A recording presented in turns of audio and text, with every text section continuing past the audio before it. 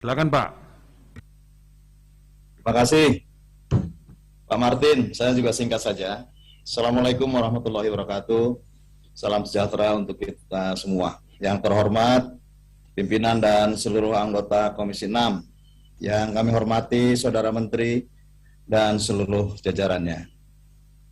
Saya mencermati dari awal paparan sampai masukan-masukan, tentunya ini sebagai rasa cinta kepada bangsa Indonesia dan seluruh rakyat Indonesia. Saya sebetulnya merasa yakin dengan kemampuan dan kehandalannya Pak Lutfi sebagai Menteri Perdagangan. Dan saya juga sangat masih meyakini bahwa Pak Lutfi mempunyai sense of crisis ya, terhadap situasi-situasi yang saat ini tentu ini menjadi situasi yang harus menjadi perhatian khusus. Oleh karenanya, saya memberikan apresiasi kecepatan untuk melakukan itu. Tapi ya seperti halnya pemadam kebakaran, kalau memadamkan sebuah kebakaran yang sudah begitu besar dan kemudian merembet kemana-mana, rasanya agak sulit ya, dan membutuhkan waktu, tidak cepat ya.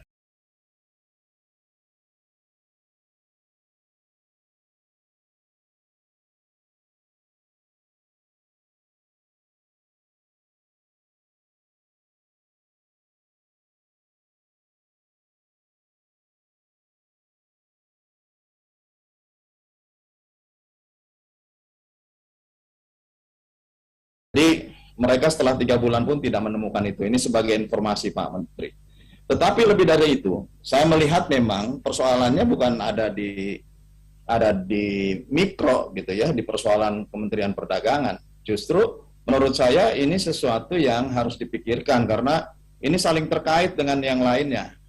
Contoh saja kalau kita tarik ke hulu, mana mungkinlah negara mampu untuk bisa menahan ketika ini kan situasinya karena harga komoditas internasional sedang tinggi, sedang naik. Mereka semua melakukan ekspor.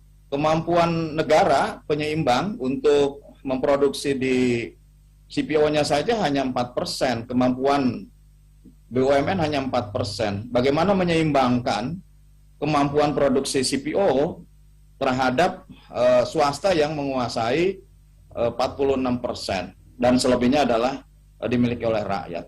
Pada sisi lain, setelah diturunkan kepada hasil produksi dan jelas bahwa angkanya, BUMN itu kan baru menguasai 5% saja. Artinya negara menguasai melalui BUMN hanya 5%. Kemudian swasta menguasai 51%. Kemana yang hasil rakyat? Tentu juga itu menjadi pasar bebas. Artinya, dalam pandangan saya, sistem ekonomi kita yang digembar-gemborkan ekonomi Pancasila, kemudian based on-nya konstitusi pasal 33 Undang-Undang Dasar 1945, pasal 2, pasal 3, ini nggak terwujud gitu ya. Bumi dan air dan kekayaan alam yang terkandung di dalamnya dikuasai oleh negara dan dimanfaatkan sebesar-besarnya kemakmuran rakyat, ini tidak terrealisasi. Bahkan di pasal 2-nya cabang-cabang produksi yang penting bagi masyarakat dikuasai oleh negara. Oleh negara oleh siapa? Melalui BUMN dan melalui kebijakannya. Ini juga tetap tidak terwujud. Artinya kita tidak bisa menyalahkan Pak Lutfi sebagai seorang Menteri Perdagangan. Menurut saya sudah baguslah Pak Lutfi ya, responsif dan tanggap terhadap situasi. Namun lebih daripada itu, bagaimana justru kebijakan besarnya? Karena setelah minyak goreng ini kan ribut setelah batu bara. Setelah batu bara yang kita produksi batu baranya besar, kita kehilangan produksinya untuk dalam negeri, semuanya ekspor gitu. Kemudian sekarang rembet kepada minyak goreng. Sebelumnya pernah gula. Jauh sebelumnya saya pernah dulu garam misalkan. Garam yang biasa dijual 500 rupiah bisa melonjak ke harga 15.000 rupiah. Artinya apa? Situasi-situasi ini akan terjadi. Jadi Pak Menteri akan selalu menghadapi situasi-situasi seperti ini karena memang kementeriannya berhadapan dengan publik. Masukan-masukan inilah yang mohon dicatat Pak Menteri dan silakan dinaikkan ke level presiden sehingga menghasilkan kebijakan-kebijakan yang betul dalam koridor ekonomi Pancasila. Ekonomi yang berbasiskan kepada amanah konstitusi, bukan kemudian menjadi ekonomi pasar bebas.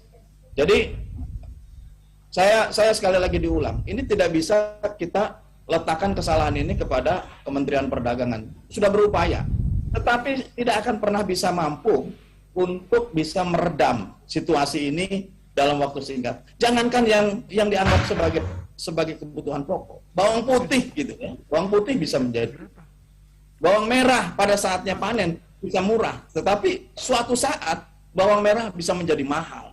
Cabai yang bisa ditanam saja di depan rumah itu bisa menjadi mahal dan bisa menjadi langka. Nah, ini menurut saya situasi ini yang harus betul-betul menjadi kebijakan negara. Ya, kalau hanya kebijakan Kementerian Perdagangan tidak mampu, tidak apple to apple terhadap situasi negara saat ini. Ini kita sudah terjerumus kepada ekonomi liberal, pasar bebas, yang tentu sesuatunya sangat dipengaruhi oleh harga dan supply demand. Oleh karena itu, ayolah kita letakkan, saya kira kita Komisi 6 harus dukung keberadaannya Pak Lutfi sebagai Menteri Perdagangan untuk menciptakan sebuah pasar yang lebih orientasinya kepada kepentingan publik. Mana yang tentu ini bisa dikomersialisasi, mana yang bisa dijaga oleh pemerintah sebagai kepentingan rakyat.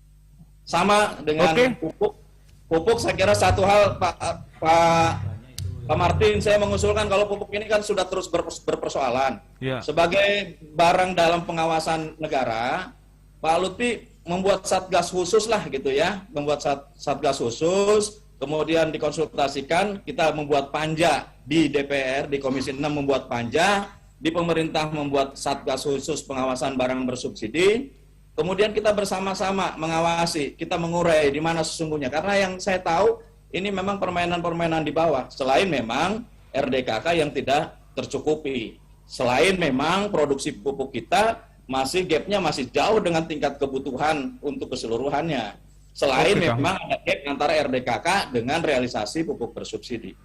Kita urai, saya kira tidak bisa sesaat dengan waktu yang singkat dibatasi oleh situasi waktu yang harus dipergunakan oleh Menteri. Saya kira demikian, terima kasih Pak Martin, mudah-mudahan menjadi